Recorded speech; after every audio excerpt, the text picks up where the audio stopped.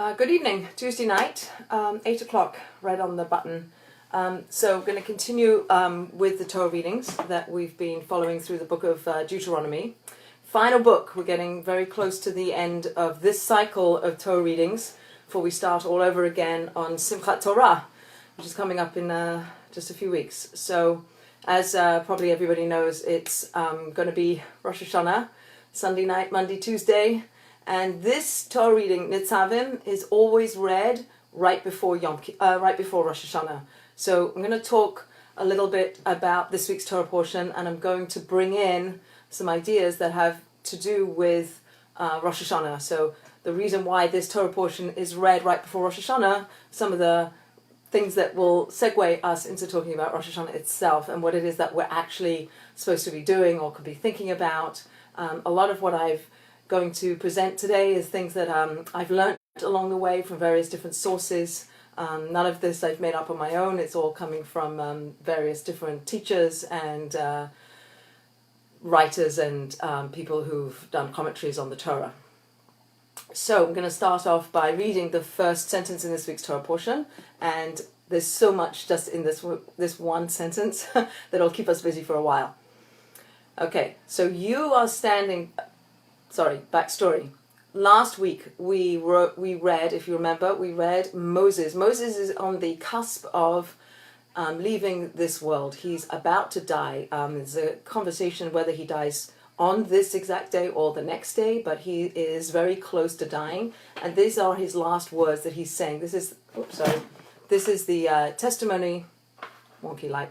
This is the testimony and the words that he wants to give to the people, the nation, his children, the people, his flock that he has shepherded through the desert, and he's giving over words of advice, words of wisdom, Torah words that they need, these people we need in order to exist in the land of Israel. We're no longer going to be in the desert with all the miracles, the overt miracles that God is providing for the Jewish people. They're going to be living a more physical life with God a little less removed. They're not going to have Moses go in with them. The mantle of leadership is being handed over to Moses' successor, who is Joshua.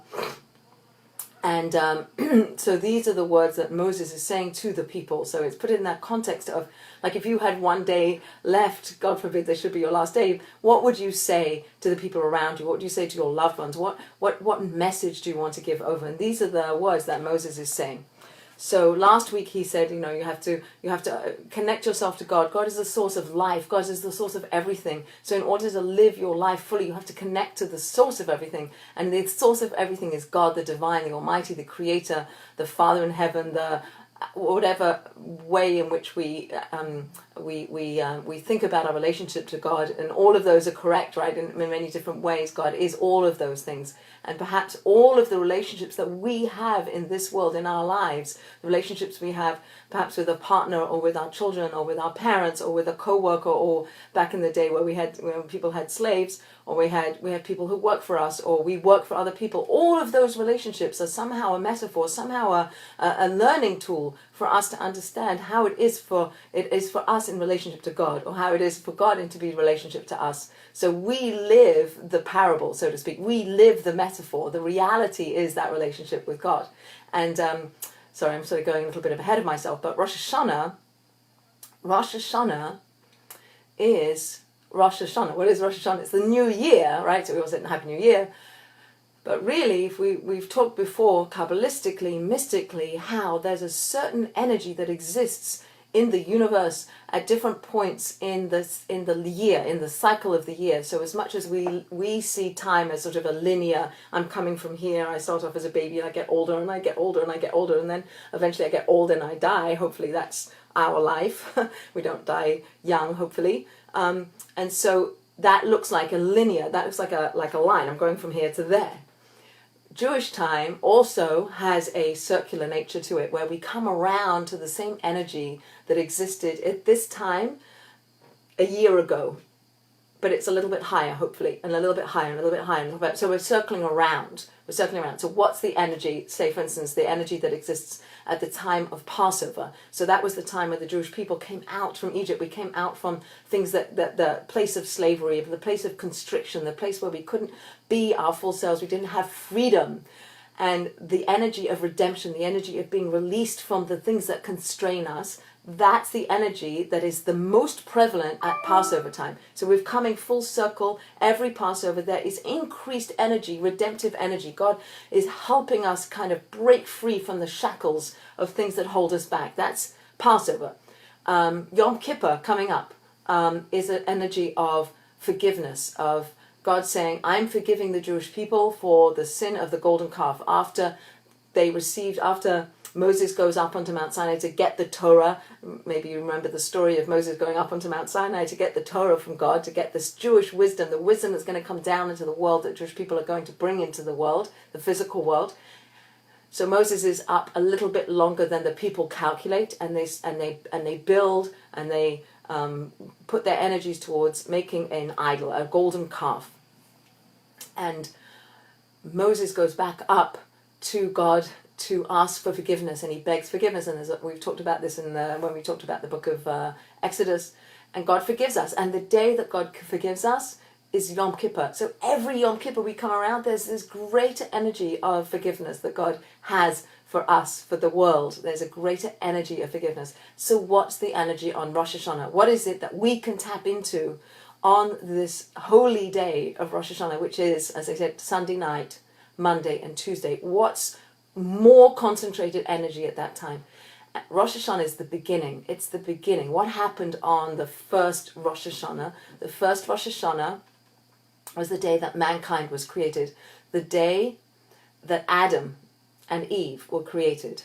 That's what happened on the first Rosh Hashanah. So what is that? That's an energy of creation of mankind. That was when God blew the soul of Adam and Eve into their bodies. He blew into them the soul that they animated them, that brought them to life. They became living beings. He created them, as we know, from the earth, and blew into them a holy soul that is the breath of God. The neshama is the breath of God, right? So what happened on Rosh Hashanah is this creation, is this beginning, is this newness. That's the energy that we're going to tap into on Rosh Hashanah, the energy of newness, the energy of beginning again, of starting over, of going back to the beginning, going back to the source. God as the source blowing this neshama into us. And actually, maybe I'll just continue with this story a little bit more, because it relates to Rosh Hashanah. So on that first day of creation, when Adam and Eve were created, and we remember the story of Genesis where God creates the Adam and Eve and tells them they can eat from all the fruits in the garden, from all the trees in the garden except one, the tree of knowledge of good and evil. Don't eat from that tree. And as we know, what happens is that Eve is seduced by the snake, and she takes of the apple or the fruit, whatever it is, not an apple. There's conversation about what the fruit was, but partook of the fruit that she was told not to partake of, and she gave it to Adam. And Adam also ate from that tree. And then what happens? God says, what did you do? Where are you? And they hide. Adam and Eve hide, as if you can hide from God, right? They hide. And what Adam does is he says, she made me do it, right? He kind of passes the buck. He doesn't take responsibility for having done something he shouldn't have done. He doesn't say, you're right, I did the wrong thing. I own up to it. I confess. I regret it. I'm remorseful. I won't do it again. I'm so sorry. And he doesn't do what we use that word, teshuvah. He doesn't repent. He doesn't repair the relationship that he had damaged by eating from that tree.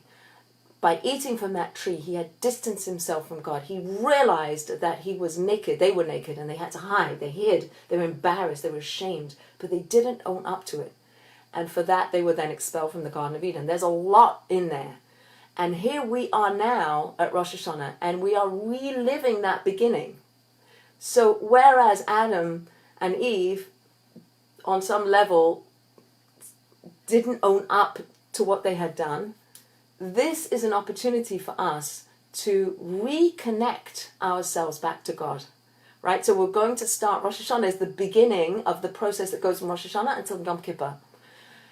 Rosh Hashanah is not a day for us to recognize all our flaws, for us to beat our chest and say, I did this bad thing and I did this bad thing. That's not Rosh Hashanah. Rosh Hashanah is a day where we reestablish that relationship that we can have, that we could have, that we did have with the Almighty, with the Creator, with the source of everything. We are looking to reestablish and reconnect ourselves to God, right? So one of the themes that runs through the prayers is this idea of God as Avinu Malkeinu, our Father and our King.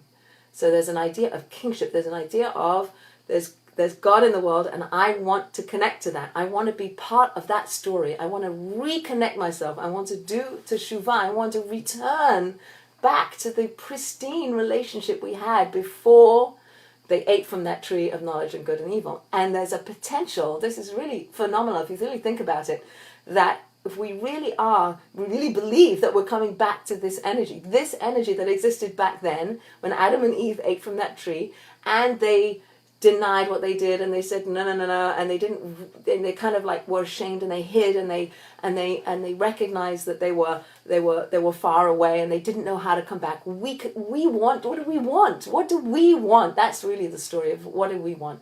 On Rosh Hashanah, we're recognizing God as the creator of the universe. We're recognizing him as the king. We're recognizing him as transcendent, and also recognizing as immanent, that he's not only is he our king and this huge force and the everything that we can't even describe, and he's also immanent. He's also our parent. He's also our lover. He's also engaged with us. He's part of, and we matter. We were created because we matter. We weren't created just like whatever. Let's go do this. Why the heck was the whole world created?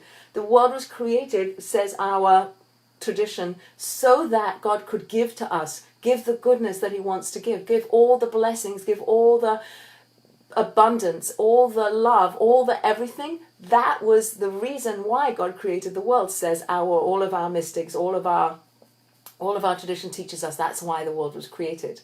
And the Torah was given to us at Mount Sinai, and when the Torah was given to us at Mount Sinai, that was when God's voice was then heard again by all the Jewish people. Adam and Eve heard God's voice when he said, "Where are you?" And they hid. And again, then generations later at Mount Sinai, when the people are receiving the Torah from God, God speaks to them again from the heavens. There's a voice that emanates, and it says in the tradition that before God actually literally spoke the first of the 10 commandments, the 10 utterances, that there was a shofar blast. There was a huge sound that emanated, that came from the heavens, like a shofar. And that sound was God's voice before words. That voice was the voice of the divine connecting with mankind before it was put into words, before it was encapsulated in word form. It came as a sound of the shofar. And that's what we do on Rosh Hashanah. The power of this, just think about that. Like what we're doing, like coming down from heaven is this shofar blast, this sound of the shofar that we all heard, or we were all at Mount Sinai. And it actually says in this week Torah that we were all there, all of us, the generations to come, all the souls that ever were at Sinai, and we all heard that sound of the shofar. We all connected to that sound of the shofar. And what do we do on Rosh Hashanah? It's so amazing, is we blow our shofars back up. So we don't even have the words. On Rosh Hashanah, we don't even have the words. We have pre-words. We have sound. We have cries. We have break open that heart. Just expose ourselves to the creator of the universe. Because who are we hiding from? Like when Adam hid, everybody says, like, what's he thinking? Like, there's no way you can hide from God. God who is everything and knows our thoughts and knows everything and is not limited by time or not limited by space, is unlimited, created the whole universe, created time and space, created us, knows everything, gave us free will, gave us the ability to make choices. And we're on the cusp of choosing. Rosh Hashanah is a time where we choose what our role in the story and what is the story. And the shofar is one tool that we use on Rosh Hashanah. Hopefully everybody at some point can hear the shofar. But when you hear that shofar, close your eyes and just listen. Just listen to the shofar. There's a mitzvah. There's a mitzvah, a commandment. There's a teaching that we are commanded to listen to the shofar. And when you close your eyes and listen to it, it's familiar, right? Even if you haven't heard it before, it's familiar because you were there. You were there back at Mount Sinai when that first sound of the shofar came out of the heavens. You heard it. So when you hear it again, you're reliving it. You're rehearing it. It's almost like a deja vu moment where you're reconnecting with your soul. You can use that shofar sound, that blast of the shofar, to reconnect yourself to the sound that emanated from Mount Sinai. And actually in the Torah, Rosh Hashanah is not mentioned as a holiday. It's not a day of judgment. It's actually a day of remembering the sound of the shofar. That's what Rosh Hashanah is. Rosh Hashanah in the Torah, that's big Torah, not just the 5 books of Moses, not just the Bible, but like the bigger Torah with all the prophets and all of that. That I think it says in Nehemiah that Rosh Hashanah is the day of remembering the sound of the shofar, because what we're remembering is that encounter that we all had, all of us, all of our souls were those souls that were at Mount Sinai. We're all the same souls. And so we're reconnecting, we're having that encounter again. And back at Sinai, we had the choice. Are we going to stay in relationship to God? Are we not? Where are we going to be? What's our story? Where are we fitting in? Where are we in the piece of the puzzle? And that's one of the tools that God gives us on Rosh Hashanah, is to say, you blow a shofar, you listen to the shofar, and you connect your pre-verbal cry to my cry, and together we'll join. And Rosh Hashanah is a day for us to rejoin ourselves with the Creator of the universe, to recognize God, to understand God on some level, however we can, to somehow link our cries, our words, our neshama, our soul, to the Creator of all souls, and to go back to the beginning, back before we were born. That's again this Rosh Hashanah, this newness, this freshness. We're starting again. Let's wash off the windows, all the things that we did that we shouldn't have done, all the things that we could have done that we didn't do, and let's just connect our soul with the Creator of the universe by shofar, by recognizing God as the King and the Avinu Malkeinu, our Father and our King. And by perhaps focusing on what it is that we want for the coming year. What do we want to do with everything that we have, with all of our energies, with all of our strengths, with all of our gifts, wherever we are, whoever we are, we have something to contribute to the universe. And God says, I'm treating you all like sheep. I don't know if you're familiar with the liturgy we say on Rosh Hashanah, but it's the God. There's a metaphor of God as the shepherd and us as the sheep. And he's looking at each one of us. Each sheep is seen, each sheep is focused on, each sheep is important and loved and cared for. And yes, okay, so sheep might conjure up an image of being followers, but we're also part of a flock. So there's a very, very profound concept that comes up in this week's Torah portion. And I haven't even read this week's Torah portion. I haven't read the first sentence of this week's Torah portion. But one of the concepts that we learn in this week's Torah portion is the concept of community, and the concept of the Jewish people being responsible for each other, that we are united with each other, that we are a people. Yes, we're individuals. Yes, we're individual sheep that have our own individual lives and inner worlds, and again, like gifts and strengths, etc., and things that we're able to do in the world, and places that we're put, and countries that we live in, and parents that we have, etc., etc. That's out of our control. We're all like those sheep, but we're a flock. We're part of a bigger entity that's called the Jewish people. Each one of us is part of that entity that's called the Jewish people, and that unity is very, very, very strong. Let's not deny that. And obviously, in our history, and in our present day world, we are judged. When one Jew does something terrible that hits the headlines, all Jews feel like terrible, like that's one of us, that's me, hopefully it's not me, but there's a sense of community. When the 3 boys, as a good example, there were 3 teenage boys who were kidnapped maybe about 5 years ago and killed in Israel. There were 3 boys, and all the Jewish people across the world were praying for these boys and were like, signs up for these boys. I'm getting emotional thinking about it, because they are our boys. They were like our children. It didn't matter if you were connected or not connected, or religious or not religious, or old or young. They were us. They were us. There's tears that we shed when we collectively suffer as a people, and it does feel different because they're our family, they're our mishpacha. And that concept of responsibility for each other is something that's talked about in this week's Torah portion. So when the Jewish people are told by Moses in this week's Torah portion, all of you are standing here, I'm giving you my last will and testament before you go into the land of Israel. All of you today, and it says the word is etchem, all of you are standing here today.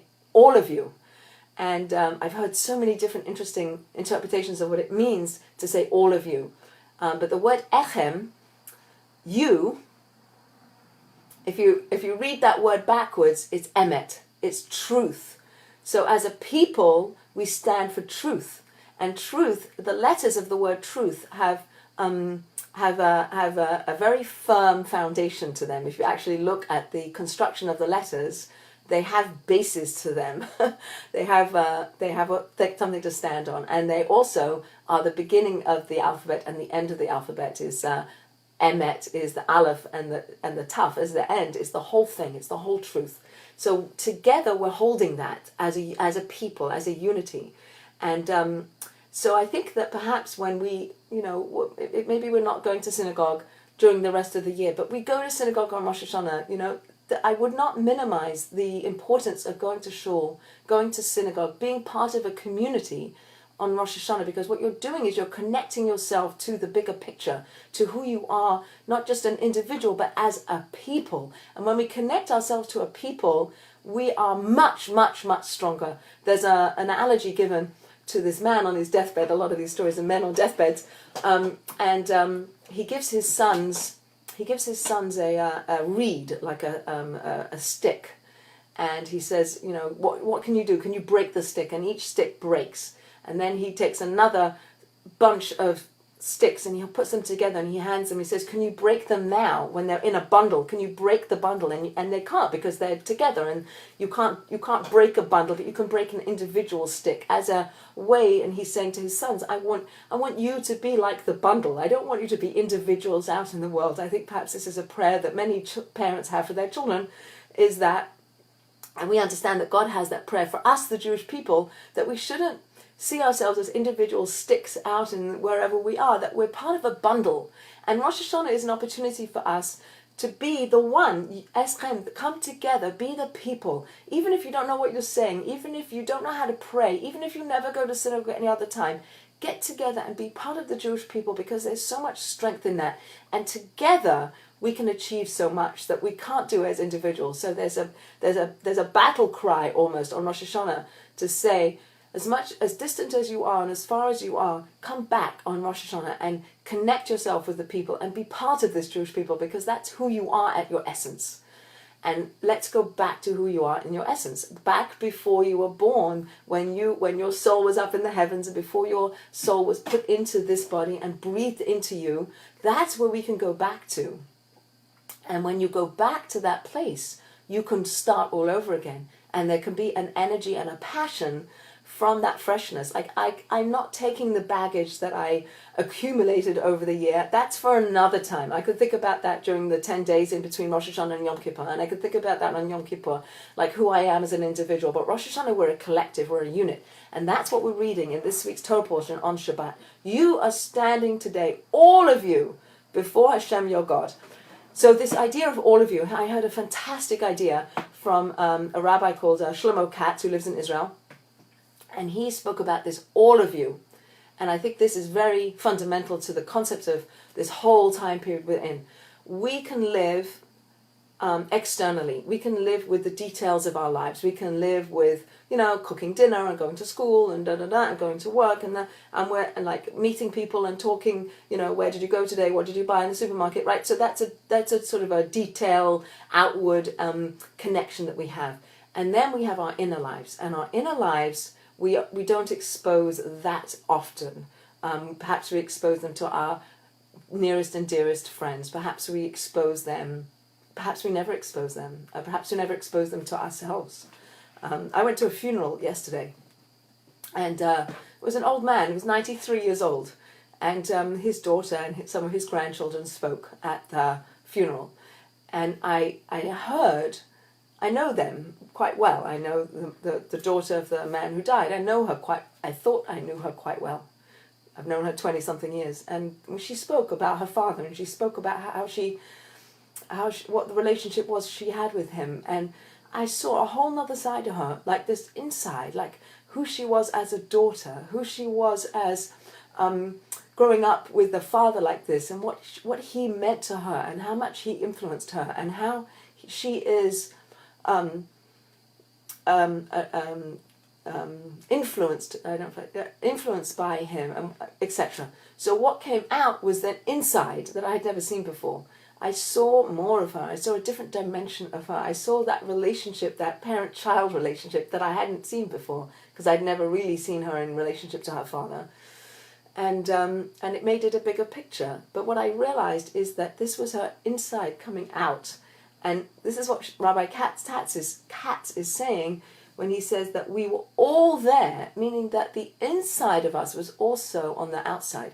So that as much as we keep that hidden and we push it down and we don't access it, that when Moses is speaking to the people on the cusp of going to Israel, that all of who they were was out in the open, and all of it was shared, and all of it became part of the bundle of the unity of the Jewish people at that point. And maybe that's what we felt, little touches and tastes of it when we prayed for those 3 boys who were lost, and we didn't know where they were, and we were all anxious for them, and we were all worried about them, and we were all thinking about their parents, and we were all kind of united a little bit. There was something a little bit more about who we were that came to the surface. And I wonder whether Rosh Hashanah is, again, this opportunity to say, all right, I need to not be like Adam at the beginning of time who hid.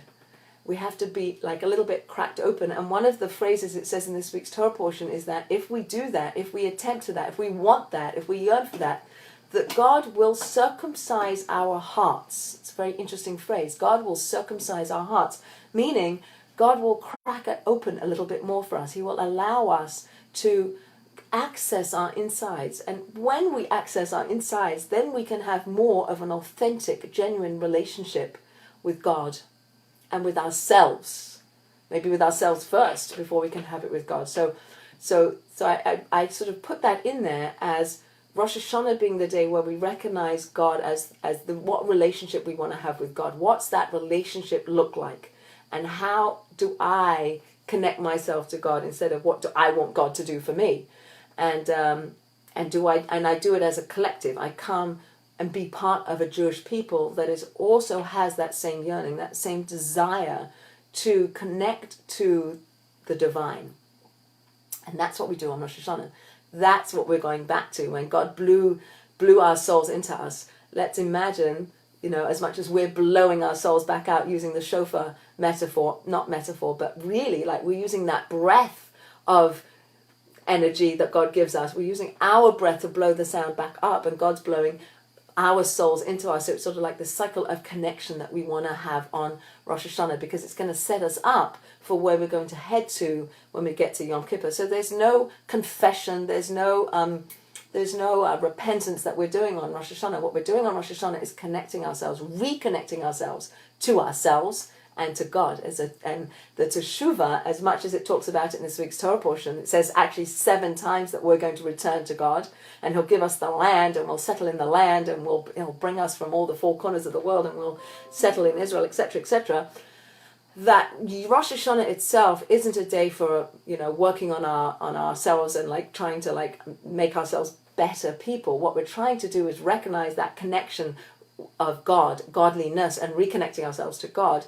And part of the work of that is, again, sort of opening ourselves up and saying, all right, who am I? What are the talents I have? What do I want to be in the story? I heard a really wonderful story that Rabbi Foreman says about how our memory, so the 3 things that we talk about in the Rosh Hashanah prayer, we talk about shofar, we have shofar, we have kingship, God is the king, and we have zikronos, which is remembering. So what are we remembering? What's memory?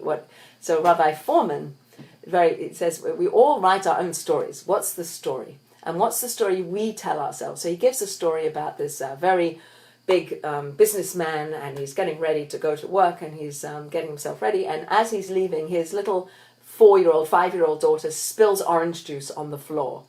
And now he's late for work, and he doesn't know what to do, and his wife's sleeping in bed. I don't know, make up the scenario. And what does he do? Like, how does he deal with that situation?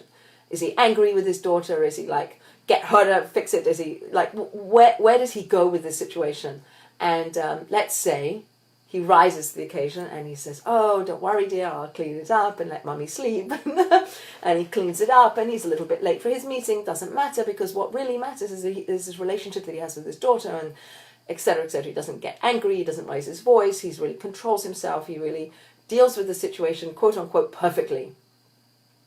So, in his mind, like, what does he think? He thinks, okay, oh no, let's do the reverse. Let's say he doesn't do that. Let's say he's angry with his daughter, blah, blah, blah. And then he gets to work and he gets to his meeting on time. Fantastic. So in his mind, his story is, I have this important meeting, and I'm a businessman, and that's my story, and I got to work on time, and I'm really good, right? And he kind of dismisses and forgets the interaction that he had with his 5-year-old daughter in the morning. But perhaps in God's mind, that moment was an opportunity for him to work on himself, and to be calm, and to be loving, and to forgive his daughter, and to not have high expectations, have correct expectations, etc., etc. And in God's mind, that interaction is an opportunity to kind of work on the muscle of not being angry, and of being kind, and of being good, and looking on the bright side, etc., etc. Right? So in his mind, he did what he needed to do. Perhaps, quote unquote, in God's mind, he didn't do so well in that situation. Perhaps he'll reflect on it. Perhaps he'll learn about it. Perhaps he'll be different next time. What story do we tell ourselves? Do we even know what opportunities we're missing? Are we even aware of these things that come our way? How mindful are we of these little moments? We might tell ourselves a much bigger picture. We might have in our mind a bigger picture of who we are, but perhaps we don't even know what the important things are. Perhaps that important thing on that day was cleaning up that orange spill and not getting to the meeting on time. So we might not have our priorities correct. We might not even know. But in God's story, cleaning up that mess was an opportunity to really rise to the occasion. So perhaps one of the things that we can learn from that story is to maybe not be so fixed in what we think is so important. Like maybe some of the other things that we're brushing over, that we treat as little moments, are the big moments that we when we do perhaps what the businessman did by not being kind to the little girl who spilled her orange juice, that when we have equivalent kinds of situations in our lives, that could rise to a very important level, that a very holy level that we don't recognize because we're busy thinking a different story. So maybe Rosh Hashanah is about realigning the values and the system, what the system is that I want to be part of. What's the story I want to tell myself? So Rabbi Foreman gives another story about Harry Potter. So I think if you remember, he goes to, I can't remember which station, Paddington Station, and he's looking, I think it's Harry Potter, he's looking for a train on a platform like 7 3/4 or something, and he asks the guard, where's the platform for 7 3/4, and the guard doesn't know. I'm probably wrong in the story, but the point is that the guard dismisses Harry Potter and walks off. But let's say that guard, so the idea is that guard could play a different role in the story. If he knew that Harry Potter was this key player, that maybe he would have escorted Harry to the station, or maybe would have helped him look for the station or something. But I guess part of the point is that we might not know the whole story and the whole picture. So how do we think about the episodes that happen in our lives? Do we dismiss things? Do we not take things seriously? How do we know what the right things to do are? And I think that's where, the Torah comes in. That's where our Jewish tradition teaches us how to be wise. How to be wise is to look into the wisdom that comes to us from the Torah and use that to guide us, to help us connect. So it's not just what I want and what I feel. It's how do I connect myself to the story that God's playing out in the universe?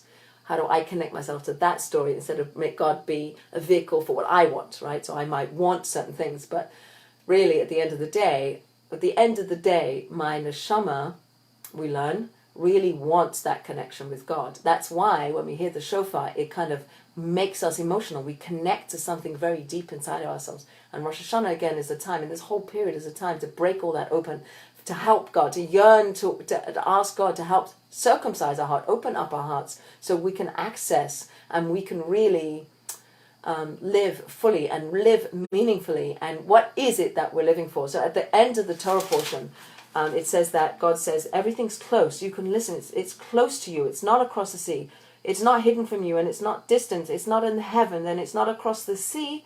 It's right here. It's right close to you. It's right near to you. It's in your mouth and it's in your heart. So it's in your heart. God, please circumcise my heart. Open my heart. Let me get in touch with that neshama, that part of me that knows what's right to do.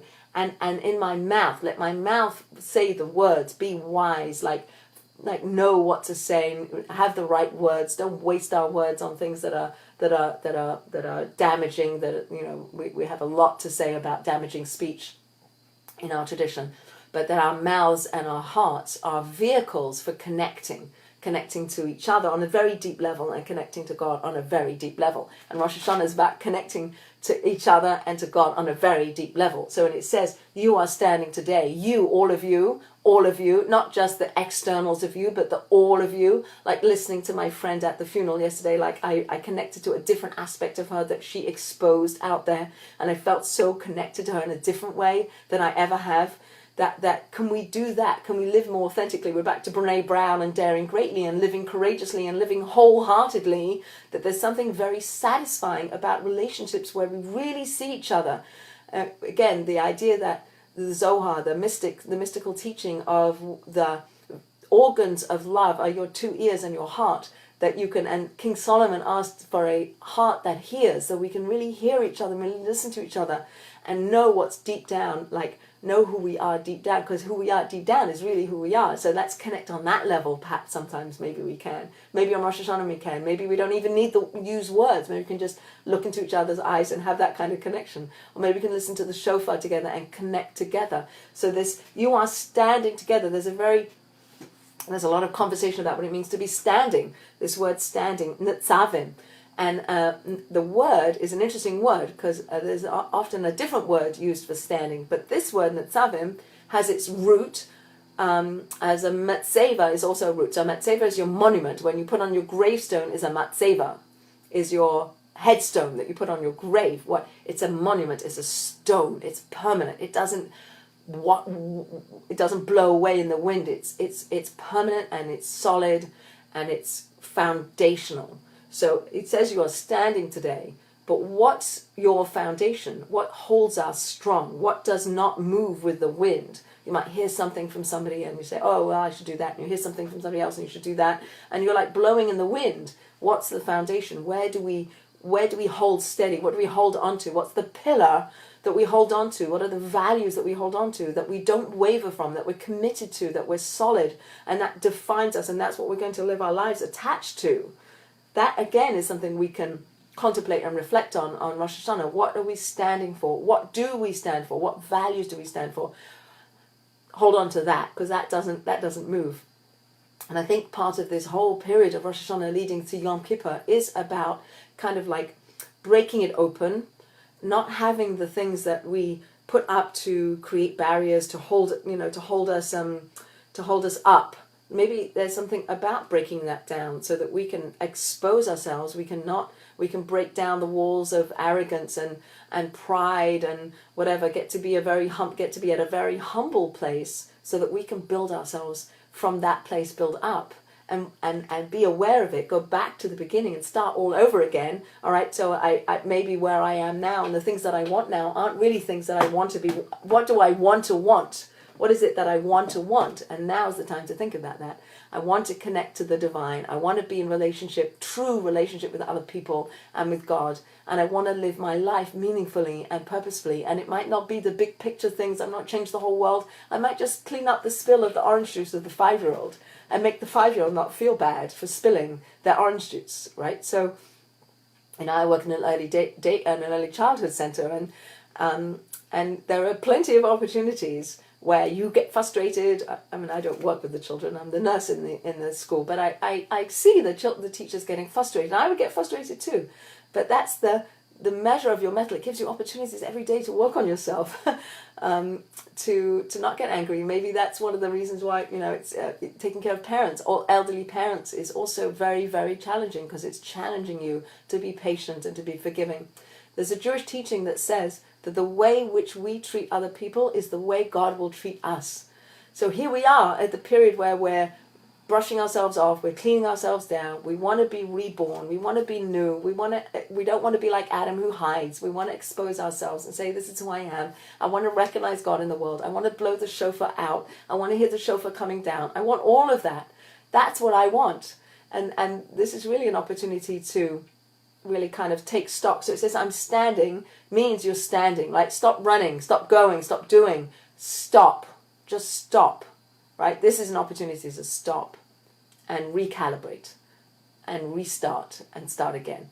And I had mentioned before that I'm taking some women to the mikveh here in Rhode Island, and wherever you're living, I suggest that if this resonates with you, that you should consider doing this, to go to the mikveh sometime between Rosh Hashanah and Yom Kippur. Go to the mikveh and get into the water, like immerse in those holy waters and emerge new. Because you can, and we can, and this is the time, right? So Pesach, we come out of the difficult times, and Yom Kippur, we get forgiven for all our sins, all the things we did wrong, all the things where we missed the mark. Rosh Hashanah is a time to go back into the womb, start again, come out new, like have our souls be all clean and start new. And going into the mikveh and coming out is a very real, graphic, metaphorical, literal, all of it, way to actually come out of those waters, where we're completely surrounded, naked in those waters, and you come out. So it's private. You don't have to have anybody watching you. You can just go in on your own and have that ability to reconnect and to come out of the waters and in a concrete way, for what you think, to really have a experience of coming out of the waters as if you're reborn. And when you're in the mikveh, you literally get into a fetal position. That's what we do when we go into the mikveh, is you get into that fetal position as if you're a newborn. You come out new, right? And pray for what you want, and pray for what you want. What is it that we want? What do we want? And all through this week's Torah portion, we make one little step. God makes a huge step towards us. We make a little more step. God does a huge step towards us. So again, how we are and what we do and what we want, God is there for us, and He wants to help us, and He wants to love us. So predicated on all of this, and this is really fundamental, and I'm actually feel like it's very important to reinforce this teaching over and over and over again. I don't think we reinforce it enough in Jewish education. Is the relationship that we all have with God is a loving one. God is not vindictive and punishing and out to get us. We really, really have to internalize and receive the love that God wants to give us. That God is loving, that He created the world to give to us. And if we can feel that love and we can return that love, then we have really succeeded in the work of Rosh Hashanah. The work of Rosh Hashanah is to recognize that God loves us, that He is the source of everything, and we are returning to the source. So here's a parable I heard from my teacher, Rabbi Shochet, and he said, we have some people make a blessing. They recognize when they eat something, or they do many, many different things, you make a blessing on, let's say, a piece of fruit. So you have a potato, you're going to eat a potato, and you make a blessing on the potato. You say you recognize that God is the source of this potato, that it came from the ground, and you eat the potato. So what are we doing? What are we doing? So the word Baruch, maybe many people are familiar with the word Baruch. Baruch is the source of the word Baruch is a berecha, is a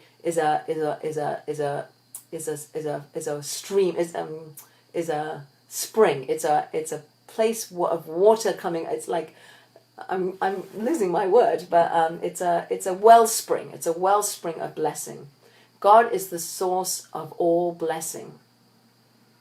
So when there's can't remember which rabbi it was who was said, like, the difference between you and me, he's talking to somebody, is you make the blessing in order to eat the apple, right? So there's an idea that you have to make a blessing before you eat something.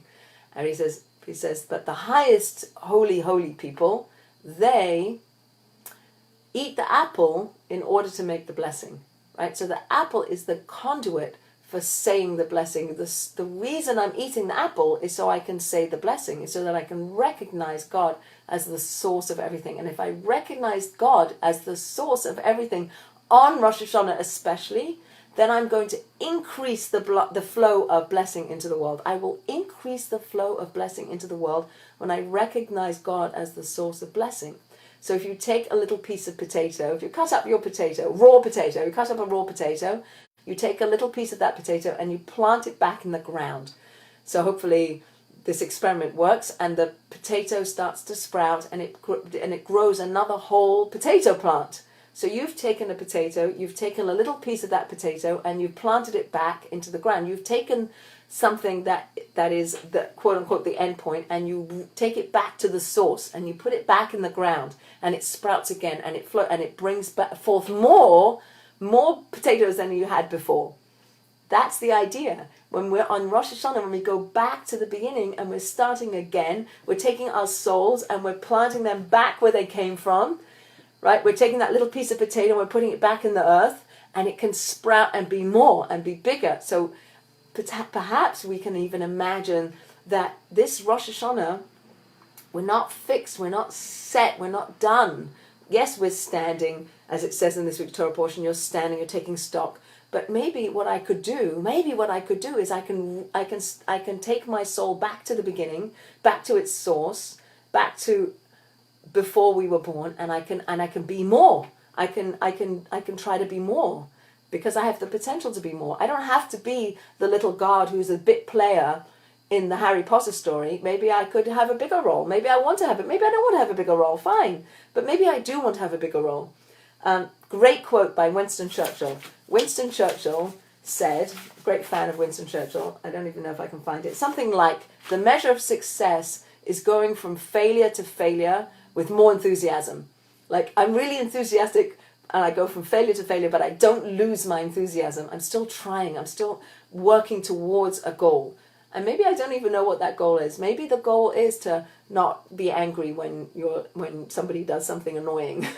maybe that's your important part in your life, is in all of our lives. The little things are really, really, really big. But what role do you want to play in the story is part of the question of this time period. So I'm standing here today, Rosh Hashanah, the beginning. I'm taking stock. What's my foundation? What's not moving? What's my monument? What's my pillar? All of us together. We're all together.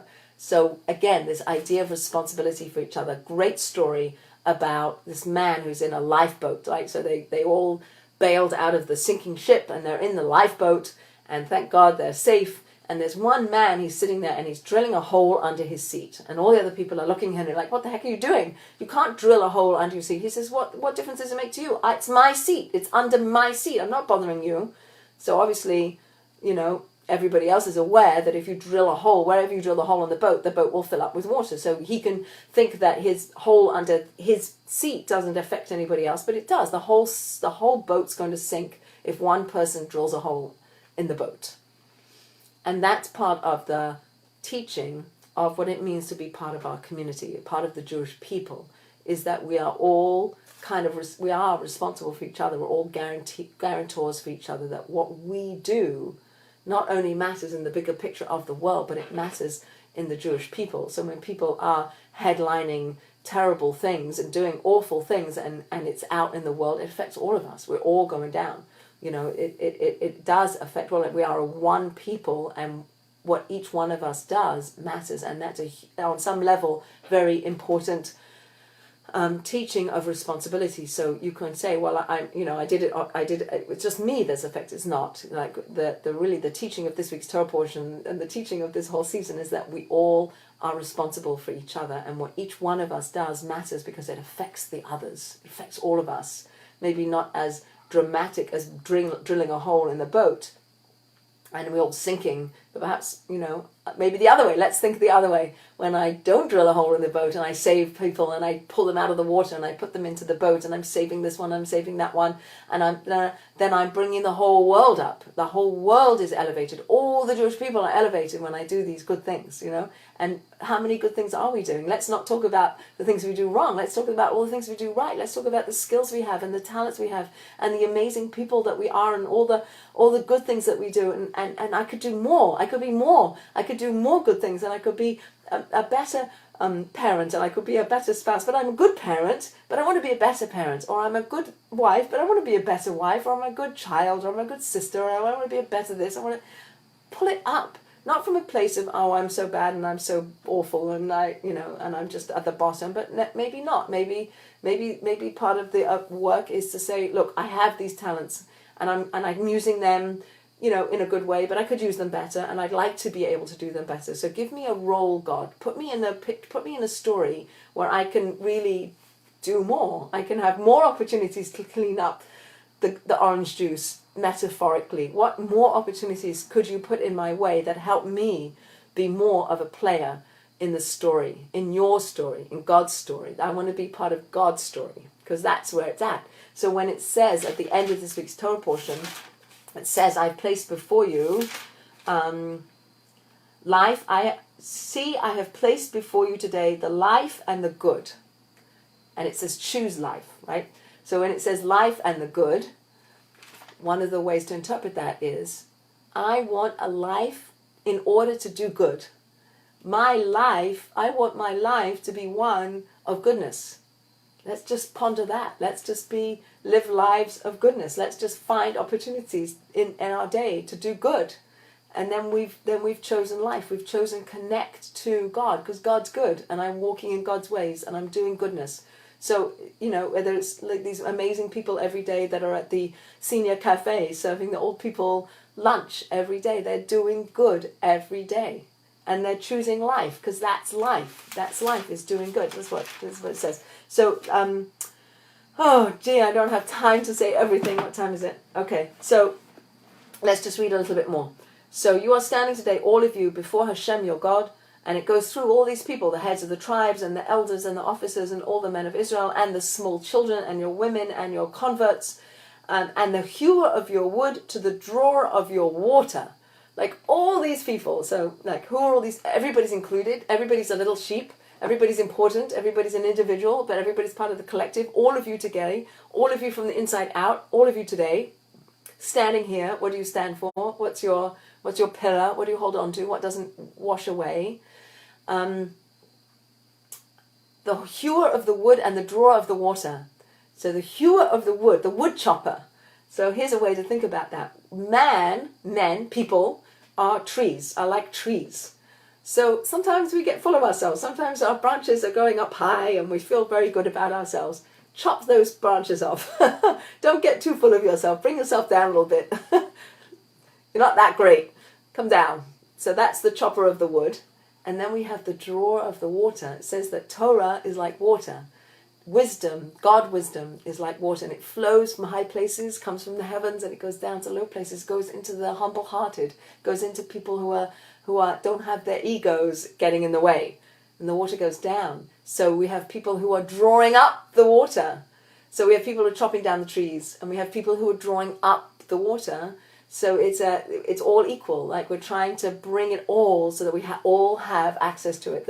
So the people who are drawing up the water and making it accessible to everybody in the middle, and the people who are chopping it down so that you're not too haughty and you can come back down and you can access it. So we're all in it together. And at the end of the day, as we all know, we all end up in the same place, right? We're all at the end of this world, and we're all going to end up in the earth, and it's all the same. It's an equalizer. The washing that we do and the burial that you get is the same. Doesn't matter. Like these expensive coffins that people get buried in, doesn't matter. It best matters that you get buried in the ground. That's really important, that you get buried in the ground. So we could talk about that. But that really, like, very important Jewish teaching, that you get buried in the ground. Back to the source. We're talking about getting back to the source, how important that is. And it's also setting us up for a future where the soul and the body come back together again. But that's for another talk. But Okay, so let's sum up because we're 5 minutes from the end. So let's sum up about some of these ideas. So some of these ideas are, how do I matter, right? How do I make myself matter? How do I strengthen my relationship with God? God knows us. God knows us. We can't hide from God. On Rosh Hashanah, don't hide, right? Listen to the shofar. Kind of think about your strengths, things that you can do, ways in which you can be like God and do good in the world. Choose life. Choose a meaningful life for next year. So when you look back next year on this year, like how far we've come, like what have we done? Maybe even write some things down and look at it next year. I always say we should do this, but never do. But that is like the mission statement for the year. Like, where do I want to be next year? What are the things I want to achieve? We write mission statements for so many things, but we don't really write mission statements for our lives, which seems to be even more important. But who am I, and what does God want from me, and what's my mission statement for my life, and how do I line myself up with God's story? What's my story, and how do they line up? So we can't hide. Here's a very interesting idea. There's a teaching that we should not sleep on Rosh Hashanah. So one thing I learned that I never knew before is one of the reasons why we shouldn't sleep is back in the Garden of Eden. We all go back to the Garden of Eden when Adam and Eve were there and they were told not to eat from the tree of knowledge of good and evil, and the snake comes and entices Eve. At that time where Eve and the snake are having this interaction, where's Adam? Apparently Adam was sleeping. And so that's one of the reasons given why we shouldn't sleep on Rosh Hashanah. Because that wasn't a good sleep. Like, he should have been aware, or he could have been aware, he could have interceded, or maybe if he'd been with Eve, then together they could have repelled the enticements of the snake. But that sleep was not considered a good sleep. So don't sleep on Rosh Hashanah. But the other reason given why not to sleep on Rosh Hashanah is because this again is the beginning. Who am I presenting? Me. Us. Who are we presenting when we go and we standing before God in synagogue? Who are we at that moment? Because that's the beginning of the whole year. So even if I'm not going to be that, even if most likely we're not going to be all the things that we want to be, but maybe I can be that today. Maybe I can be that for most of that day. Maybe I can come to synagogue and be part of the Jewish people, and I can be part of that people, and I can pray with those people, and I can be part of the community, and I can be one with that community, and there's so much strength in that community. And that's the joy of Rosh Hashanah, is recognizing the relationship we have with God as a community, as a people, and that as a people we have confidence that God loves us and wants relationship with us, and is open arms for us. And when we come with that desire, with that wanting to want the relationship, that God will help us, that he will circumcise our hearts and open ourselves up, that when we choose to align ourselves, that God will help us, and that we will all have a meaningful Rosh Hashanah, that the Rosh Hashanah will be sweet, that we'll eat honey and we'll think sweet, we'll think of that sweet relationship, because that's the relationship that creates a full and meaningful life.